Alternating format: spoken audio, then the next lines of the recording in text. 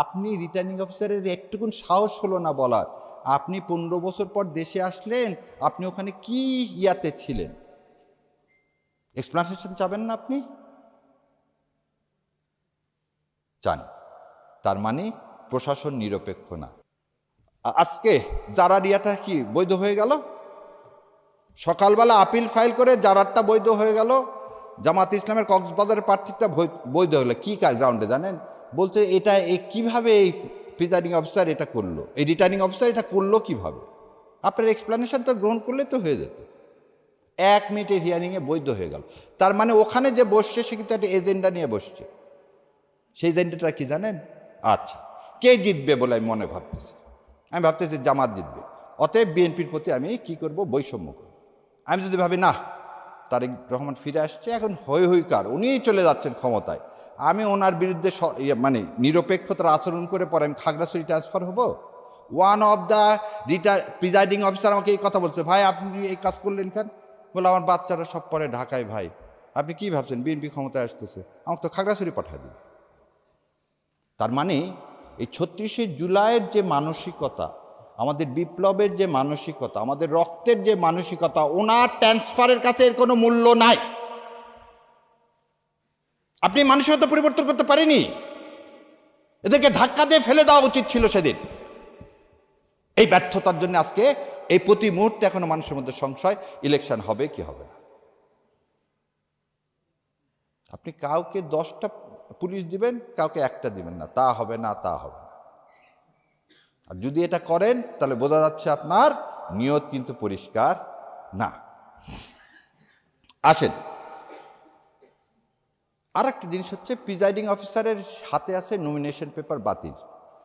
সারা দেশে মহা উৎসবের মতো পার্টিকুলার কিছু দলে, আর একটা দলের একজনেরও বাতিল করলেন না। কি মেসেজ পাওয়া গেল? একটা দলের একটা নমিনেশনও আপনি বাতিল করেননি, বাকি সমস্ত দলের করছেন। কেন? আপনি রিটার্নিং অফিসারের একটুকুন সাহস হলো না বলার, আপনি 15 বছর পর দেশে আসলেন, আপনি ওখানে কি ইয়াতে ছিলেন? এক্সপ্লানেশন চাবেন না আপনি? চান। তার মানে প্রশাসন নিরপেক্ষ না। তাহলে এটাও আমি মাথায় ঢুকালাম। তাহলে প্রথমটা ঢুকালাম যে লিগ্যাল ইনস্ট্রুমেন্ট দিয়ে আমাকে বার করা হচ্ছে, আমাকে অ্যাডমিনিস্ট্রেশন দিয়ে বার করা হচ্ছে। এবার অ্যাডমিনিস্ট্রেশনের আমি আসার সময় বোধহয় আপনারা দেখছেন আমি একটা লাল ব্যাগ নিয়ে এসেছি। এই লাল ব্যাগের একটা কাহিনী আছে। এই লাল ব্যাগের কাহিনীটা হচ্ছে 2008 সালের ইলেকশন কিভাবে হয়েছে সেটা হচ্ছে এই 2টা কাপ দিয়ে দেখাচ্ছে। ধরে নেন এই কাপটা আপনাদের সবাইকে দেখানো হলো, আপনারা সবাই পুলিং এ, যেটা ফাঁকা ফাঁকা না, এই ফাঁকা, আপনারা সবাই ভোট দিচ্ছে, ভোট দিয়ে দিচ্ছে, এটা কি হয়ে গেল? পূরণ হয়ে গেল। এটা পূরণ হয়ে গেল তো। এখন এটা পূরণ হয়ে গেছে, ভোট হয়ে গেছে, আমি কি করবে? এটা সরি ভাই, উনি ধরেন প্রিজাইডিং অফিসার, ওনার রুমে জমা দিলাম, দিয়ে ওনার কাছ থেকে আরেকটা ফাঁকা নিয়ে এসে আপনাদেরকে দেখায় এখানে দিলাম। ওইখানে পুলিং অফিসারও নাই, পুলিশও নাই। উনি যদি আর বলতে এখন 5000 ভোট ঢুকায় কি হবে? এটা কেন বললাম দেখেন, 2001 সালে বিএনপি সিট পাইছিল 193টা, ভোট পাইছিল 2,28,00,000। আর আওয়ামী লীগ সিট পাইছিল 62টা, ভোট পাইছিল 2,23,00,000। আবার শোনেন, বিএনপি ভোট পাইল কত? 2,28,00,000, সিট পাইল কত? 193টা। আর আওয়ামী লীগ পাইল 2,23,00,000, সিট পাইল কত? 62টা। 5 লাখ ভোটের ব্যবধানে সিটের ব্যবধান কত? ডবলেরও বেশি। 5 লাখ এখন 300 আসনে ভাগ দেন। 300 আসনে 5 লাখ যদি ভাগ দেন ভাই, 2000 করে ভোট ওখানে উনি ঢুকায় দিলে কেউ জানবে না। জানবে? আপনি তো ওই মুখটা কাপড় দিয়ে পেঁচানো হয় কখন? যখন এটা ডিসি সাহেবের কাছে পাঠানো হয় গণনার পরে। এটা তো আমি গণনার আগে ওনার কাছে দিলাম। কই ইলেকশন কমিশন এটা নিয়ে? এটা তো আমরা বারবার চিৎকার করে বলছি। তার যে রুলস করছে সেই রুলসের মধ্যে তো এটা নাই, যেটা এমন একটা ওপেন জায়গায় রাখতে হবে, পুলিশ পাহারায় রাখতে হবে, যাতে ওখানে কেউ আর টাচ করতে না পারে। শস্যের মধ্যে ভূত দিয়ে আমাকে বলতেছে নিরপেক্ষ নির্বাচন করবেন। এবারে আসেন, তাহলে দুইটা গেল, অ্যাডমিনিস্ট্রেশন দেখালাম, একদম পুরাটাই দেখালাম। এবার আসেন পলিটিক্যাল ইঞ্জিনিয়ারিং। আজকে আপনি যদি নমিনেশন গত 3 বার দেওয়া হয়েছে বেশিরভাগ ব্যবসায়িকদেরকে, কেন ব্যবসায়িককে দেওয়া হবে? আমি বললাম যে আপনি ইলেকশন করলে আমি দুর্নীতি করতে দিব না, একদম আপনাদের সামনে বলে দিচ্ছি। আমি তো মানে আল্লাহ দিলে প্র্যাকটিস করে যাচ্ছি, আর সব বড় বড় কোম্পানিগুলো মোটামুটি মামলা করা সারা। এই কোম্পানিগুলোর মূল কাজটা কি জানেন? আন্ডার ইনভয়েসিং করা। আন্ডার ইনভয়েসিং মানে জানেন, এদের সবারই দুবাইতে একটা করে অফিস আছে। চিনি কিনছে, ধরে নেন আপনার কথা, চিনি কিনছে $160, আর আমাদের এখানে বলা আছে প্রতি ডলারে 3 টাকা করে দিতে হবে। কি দিতে হবে?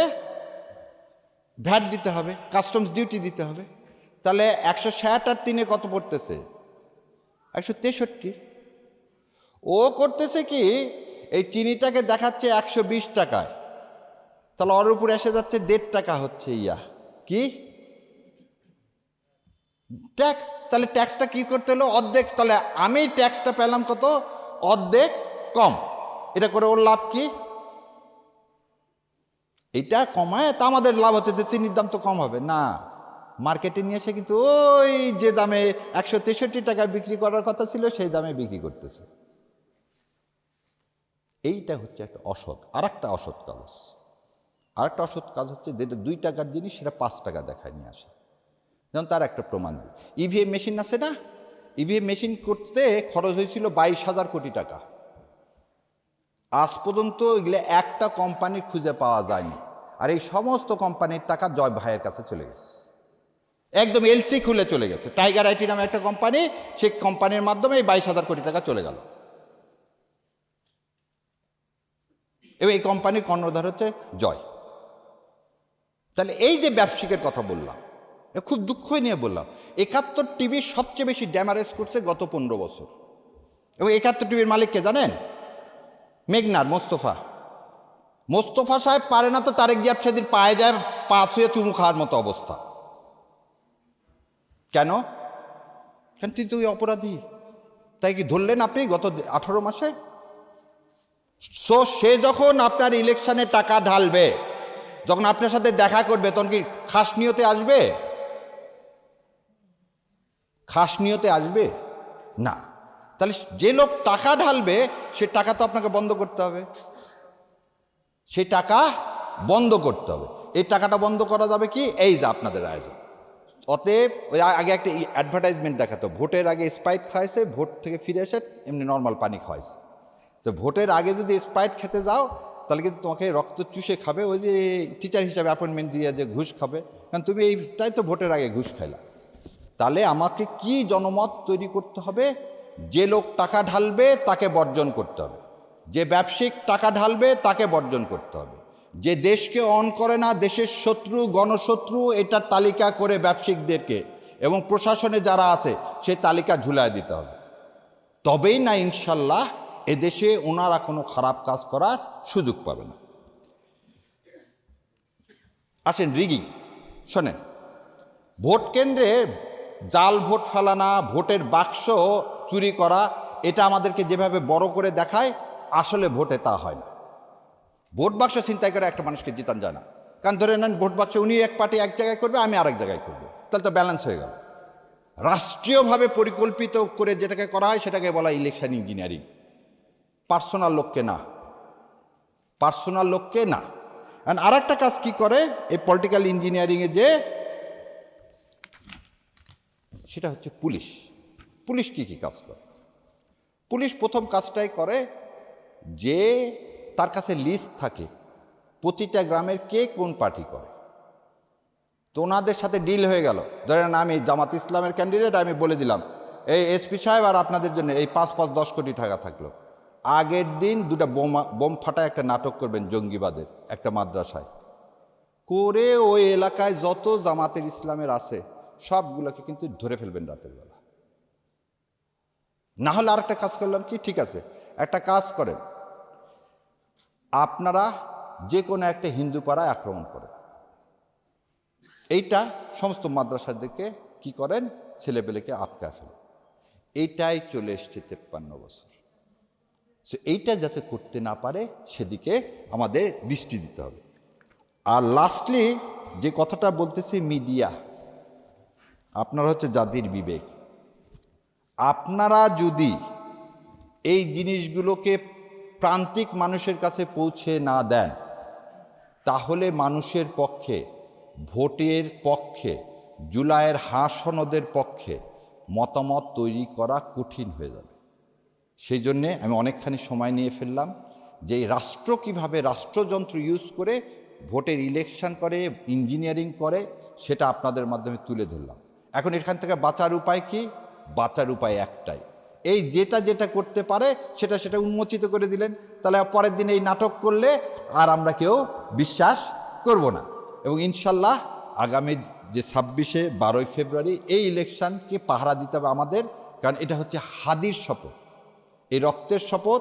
এই রক্তকে যদি আমাদেরকে কি করতে হয়, উদ্ভাসিত করতে হয়, তাহলে গণভোটে হাঁ দিতে হবে এবং এই সব প্রেতাত্মাদের কি অপকর্মের জবাব দিতে হবে। আল্লাহ আমাদের সে করার তৌফিক এনায়েত করুক। আমিন। আসসালামু আলাইকুম রহমতুল্লাহি ওয়া বারাকাতুহু।